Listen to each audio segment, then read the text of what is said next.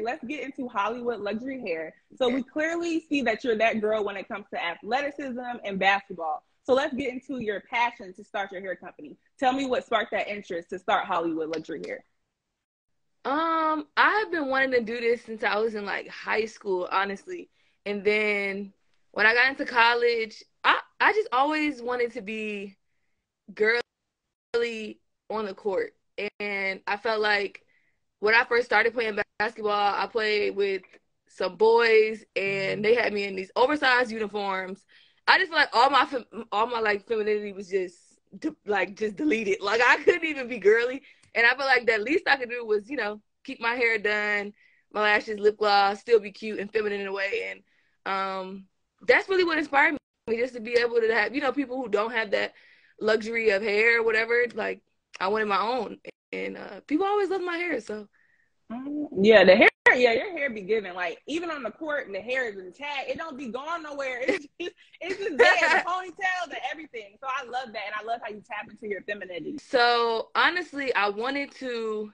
It took me years. Well, I've been using the same vendor for a long time, and it took me a minute to like finally be like all right, this is the one I'm going to use. But I really wanted to, I work out all the time, so I wanted to see how it was going to be when I sweat. If the curls stay when it's wet, being that I'm running back and forth, it's a lot of wind. Because sometimes the hair get dry. Then if it shed a lot, I didn't like that. I do not like shedding. And it was a lot of stuff that had to go into it that I was really like detailed about.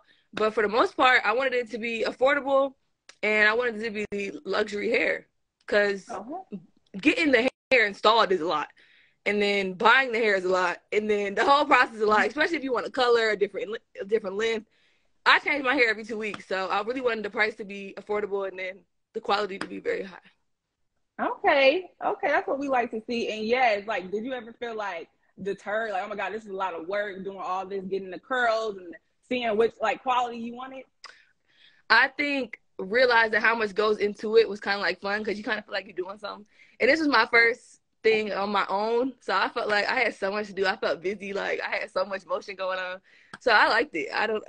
Some people don't like that. I liked it. Okay, so you like a lot of motion, like you said. Okay, so we see that you're a standout professional basketball player. So you're a pro in the game, but was it hard for you to make that shift into ownership of a business? No, not at all. Okay.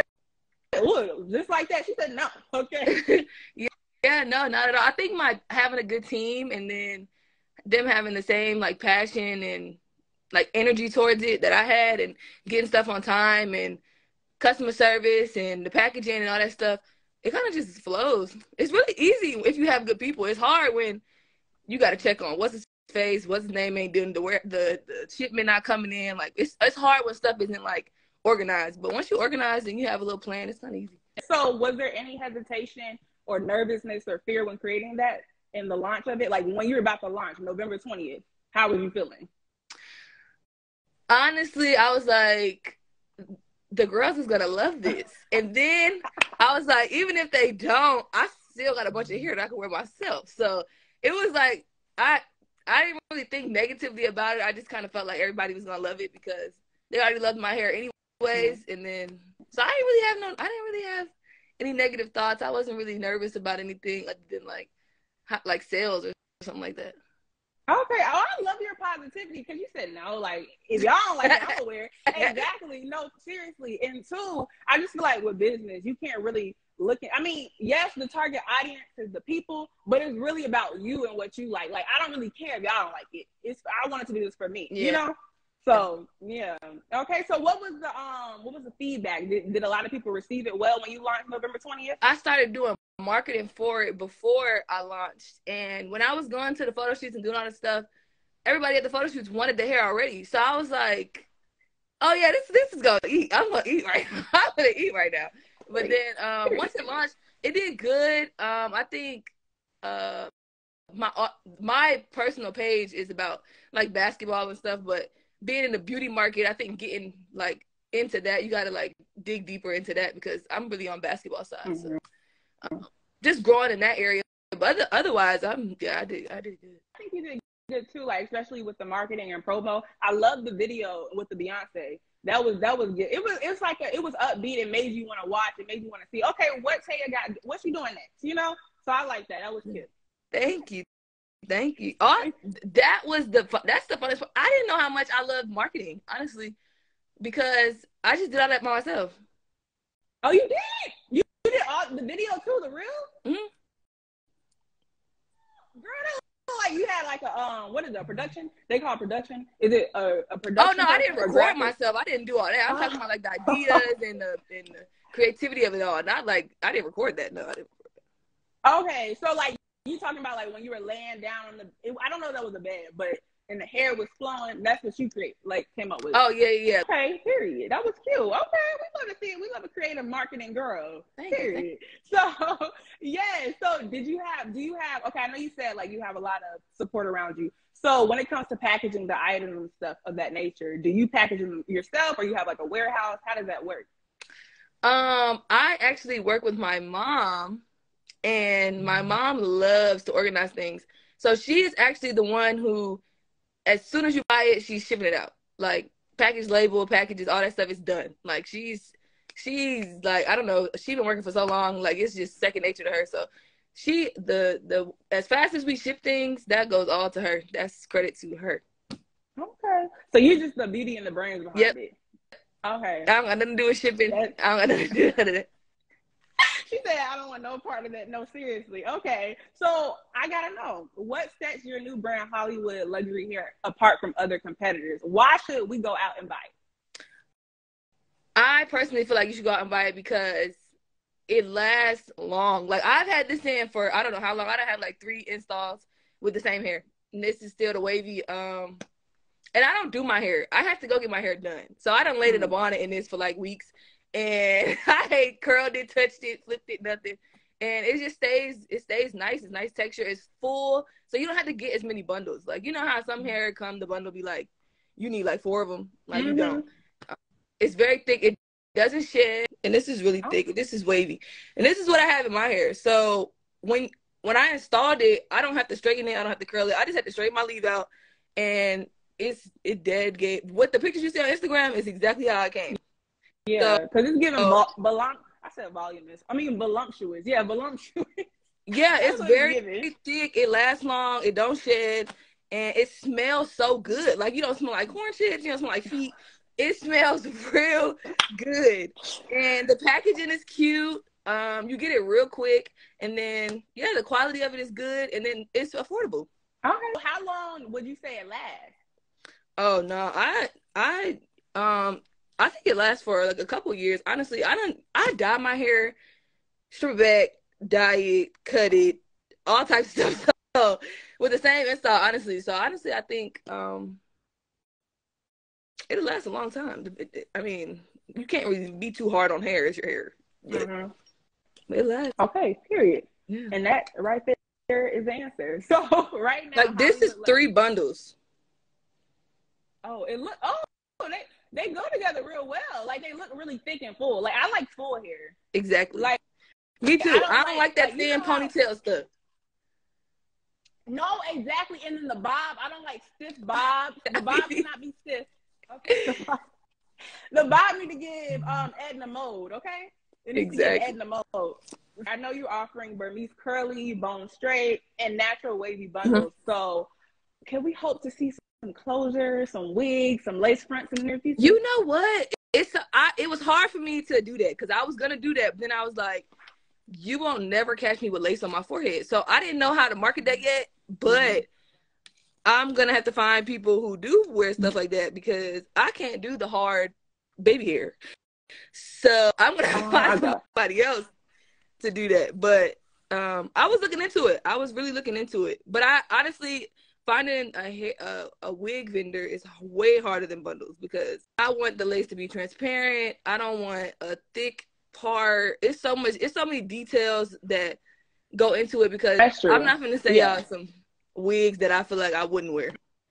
I agree. But I do say too, I know you don't like wigs, but what about closure wigs? Because you don't have to do the baby hairs. Like they really be giving the closure wigs. No, they do. I honestly, I was gonna add closures, but I wasn't gonna add it as a wig. Okay, well, keep me in mind, because I love a good bust down motor part. Yes, I love closure wigs, and I'm telling you, like, that's really in right now. And lace fronts. I know you don't like lace fronts, but people like the closure wigs and lace fronts, girl, and a bust down motor part, it's gonna, yes. I get it. But I feel like they last 3 days. Once that lace get to lifting, it's not my fault. I don't have no problems with the lace. Don't blame Hollywood luxury hair because your lace lifted in 3 days. That's just, I don't want to promote something that, because all of this has longevity. It lasts long, and I know them closures don't. No, that actually is true. But you can put it in the fine print. Like, you take accountability that if it come up in 3 days, which it will, because they do, that you'll be okay. That's not your fault, though. They're not going to blame you. They're going to blame the hairstylist. They're going to be like, girl, why my lace started lifting? They've been asking for clip-ins, the seamless clip-ins, the curly ones. Okay. See, look, the people are telling you what we need. You got to keep us in mind. Okay? Oh, what they saying? The closures? Yes, I'm saying the closures. I'm saying the closure wig. I'm at it. I also added 30 to 40 inches. Okay, bust down, period. Bust down. We love a good bust down. Okay, well, I'm gonna hold you to that. I'm gonna be looking out for the closure wigs.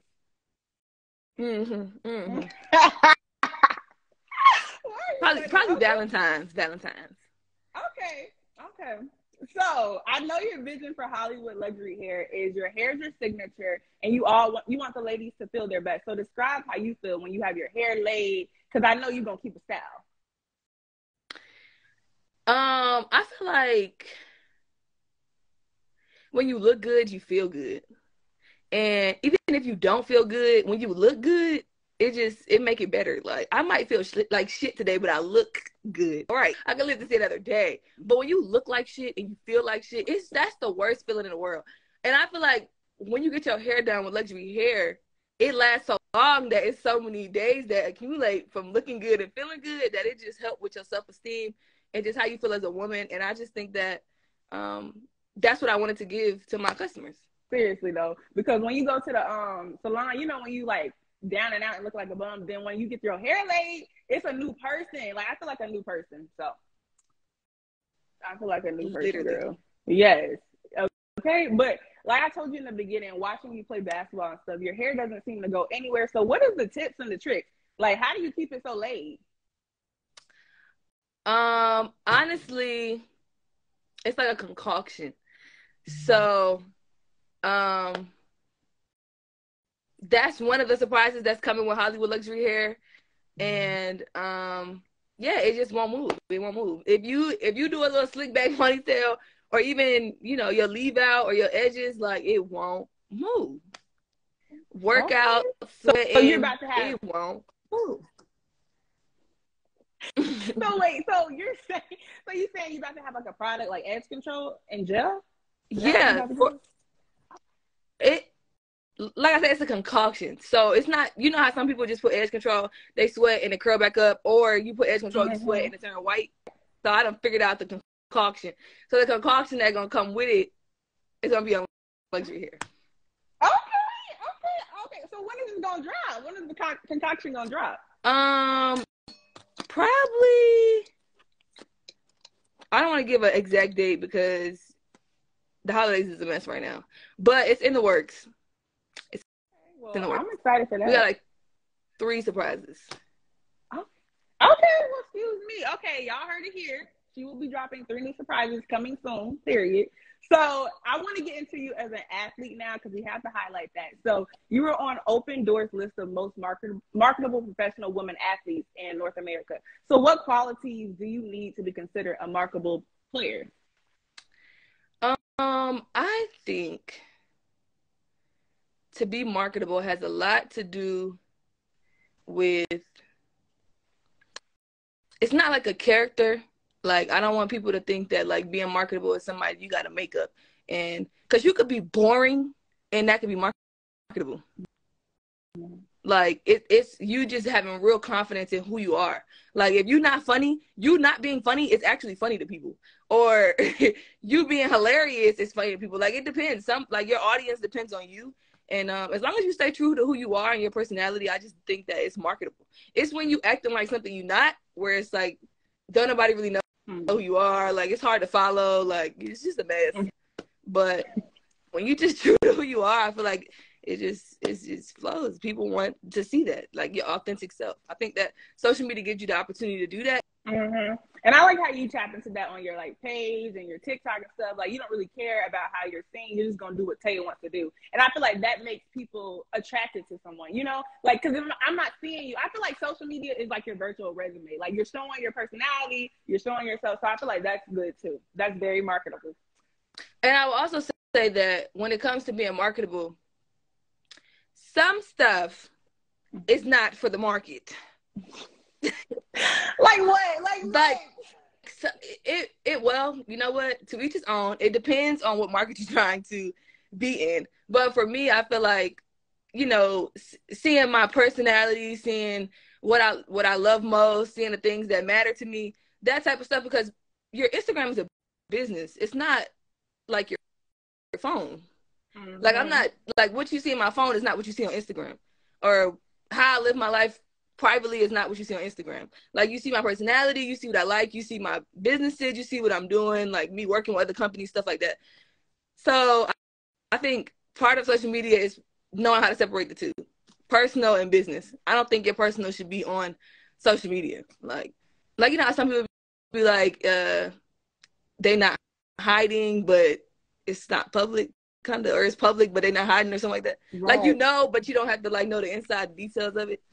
Like that. Right. Are you talking about like for example, TikTok? You know how people are like, oh, I'm just trying to be open with y'all, and they be too open, like they be telling all their business. Is that what you mean? Yeah, it never gave. Yeah, it never gave that. It like as far as your personality, you being funny, whatever the case, making get ready with me, all types of stuff. Whatever you do, I don't think the personal part. You gotta take the personal part out of it. Right. Like when business are looking at that, it's like too much to consider. You could lose deals because of that. It's like, you got to be careful. Just be careful. And you got to keep it cute. Just keep it cute and classy as you're doing. I agree. I think the class is be leaving sometimes. Girl, yes. No, seriously. Let me say one thing about that. No, seriously. I feel like nowadays people, they be feeling like social media is their diary. Like, we don't need to see all that. Just post your stuff and leave. I thought I was tripping. No, girl. I was tripping. Not even the diary, but like, you know how to like the photo box where it's like personal stuff, like not your photo album. That's what I feel like it's giving. It never gave that on Instagram or TikTok or all that stuff. Yeah, I think like just keeping it classy and cute is marketable. I don't know where that got misleaded. Exactly. Look, I hear you. I hope they hearing you. But anyway, so what attribute do you personally think that you have that really makes you stand out? Like one thing. I would say that I don't have to stand out. Okay, I like the answer. Okay, can you elaborate? I feel like you know, you just don't. It just is what it is. Like, if you gotta stand out, it's not really, you're not really standing on nothing. I don't feel like it's either it just comes with you and it's just authentically you, and that's what stands out. But if you have to stand out, I don't think that is like a already the light when you walk in a room, basically. Period. Yeah, just like that. It is or isn't. Either you embrace it. Everybody don't have it, and that's okay. The spotlight might not be for everybody, but that's okay. So let's get into your Sports Illustrated swimsuit 2022. So how is that presented? Because that's really big. You know, that was crazy, honestly, because I don't really do the bikini thing. I don't really like the bra and panty thing. It was never a thing for me. I like being cute and classy and reasonably, I guess, sexy in a way. Mm-hmm. It's cool, but being in a bikini in front of everybody on the beach, it just never gave that for me, and I had to step completely out of my comfort zone. Even with some of the poses, I was like, seriously? Like, in a bathing suit? Like, for real? Like, what? But it was cool. They really make you feel comfortable. It was very different for me. The people that I did it with were outstanding. I mean, I played against them, so it was kind of like cool to have like friends and like familiar faces. So it was cool. In the scenes, like where we did all the stuff was so beautiful. What beach was that island? She said, I don't know, I was just there. I One of the do my job. Saints, St. Thomas, I think. Oh, the Virgin Islands? Yeah. I Yeah, think the Virgin Islands is pretty. Okay, it's okay. Girl, Yeah. we know you was an island. That's what yeah, I was an island. I was an island. That's all you need to know. Okay, you got flew out. Period. Okay. But you did good. You didn't look like you were uncomfortable to me. Like the black bathing suit was giving. The hair was giving. No, first of all, I only did one bikini look. The rest of them was like onesies or like long sleeve or like something else. And then the pictures that they picked was the bikini, and that was the ones where I was like, I do not want those out. And they ended up picking those anyways. But the rest of the bathing suits were easy. It was the bikini that was throwing me off. But it was okay. So you're not really a bikini girl. No, not on camera. But it gave though. It really gave. Like it really did. That's why I said to each his own. It gave to the people who like that type of stuff. I don't like that type of stuff. I was like, why would y'all do that? But everybody liked it. Okay. So will you ever do it again? Oh, for sure. I had a great time. That's why I said it was just out of my comfort zone. Like once I did it, it was like, okay, it's not that bad. But for the most part, I'll probably bring my own bathing suits this time. Right. Got you. Okay, so I know in one of your interviews you said the black Versace bathing suit with the gold was your favorite look. Oh yeah, see that's more me. Yeah, that's the one that gave. That was me. Okay. Did they let you take it home? Because that was cute. I don't know. Did they? I feel like they did give us the bathing suits we had on. Okay. Yeah, I think they did. Okay, period. Mm-hmm. Okay. So, going on to as an athlete, a business owner, and a brand ambassador, you do so much within the industry and still remain this bright, positive light full of so much energy and fun. So, how do you remain positive in a world that tries to tear people down? Who world? I love the answers. No, wait, for real. What world? Wait, who's tearing who down? People be tearing people down. Comments, social media, just anybody. There's a lot of negative people out here. Dang, I don't be in them. I don't know. I really can't answer that. But, people who be trying to tear people down, that's not nice. I don't really think I don't really care. I feel like so many people, like, I don't know. It depends. If you feed into that stuff, then yeah, it's negative. But people can have like 200,000 comments, and 2,000, like 1,000 of them be hearts, and like 50 of them be negative comments. Like what you feed into, because I feed into the love. I don't feel like nobody be trying to tear me down. I feel like everybody want me back. Everybody just so happy and lovey. Everybody's so positive. I don't really be seeing that. I don't see no negative stuff. It's probably a whole bunch of people that don't like me. I wouldn't know. I love it. No, I really like how you answer that stuff because that's very true. I like how you think because first of all, I was watching Carisha Please. I don't know if you watched that. Carisha Please. You know Carisha Please. Carisha Please. That is hilarious. Yes, I was watching it and I forgot who she was talking to. But anyway, they were saying you will feel like everybody hates you, but it's only like the haters is a small percentage of all the people that love you. I also feel like when people feel like people don't like them, it's because they've shared something that they weren't comfortable enough.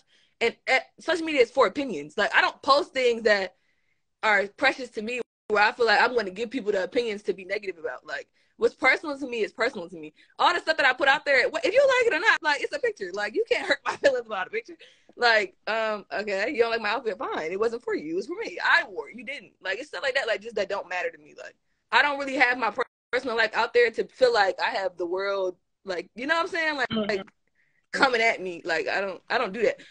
But I mean, some people's Instagram is that. So I think when your life is when the glass screen and everybody has an opinion on it, why would you post it if you care about people's opinions? Social media is for opinions. It's for comments. It's comment sections for a reason. So not everybody gonna you got opinions too on other people. So I mean, I'll be crazy to think that people don't like me or like what? Exactly. I posted it for y'all to have an opinion. That's what you post for. Mm-hmm. So. And a lot of people be searching for validation too. So that's what gets them too messed up in the head, that validation. Yeah, I don't care. So lastly, what advice would you give others wanting to pursue their dreams, to get into sports and or start a business? To pursue your dreams, I would say to pursue your dreams, you have to have a plan. To pursue your dreams, I would say you have to have a plan. And then if you're going to do it solely by yourself, then don't depend on people. Like if you really want to do it like on some entrepreneurship, like I did this by myself, then do it by yourself.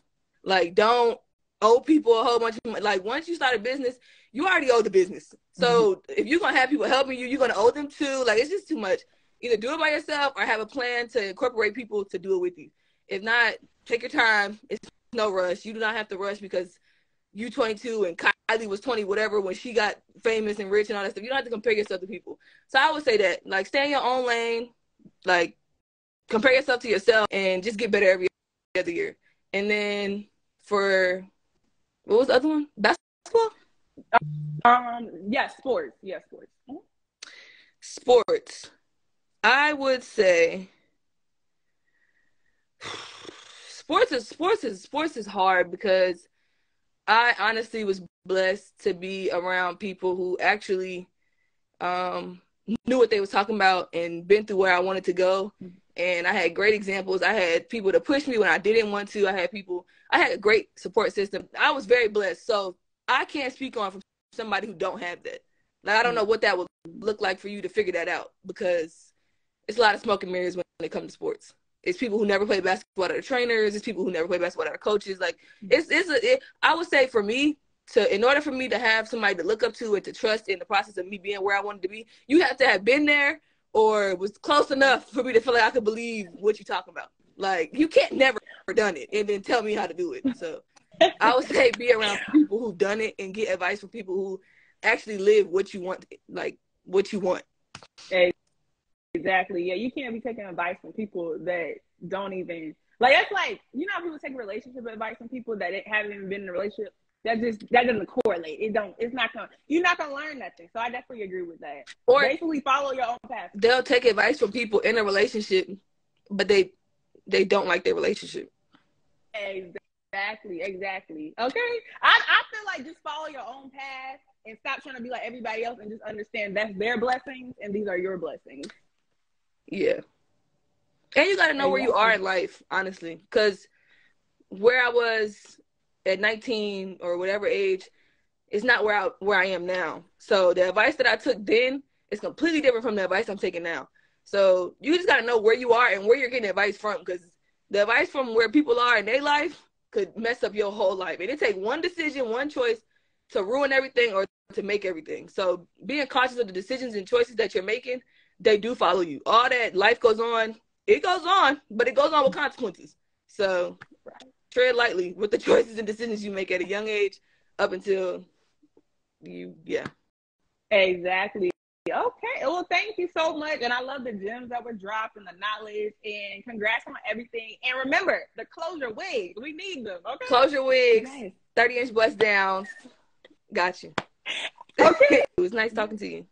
Yes, it was nice talking to you too.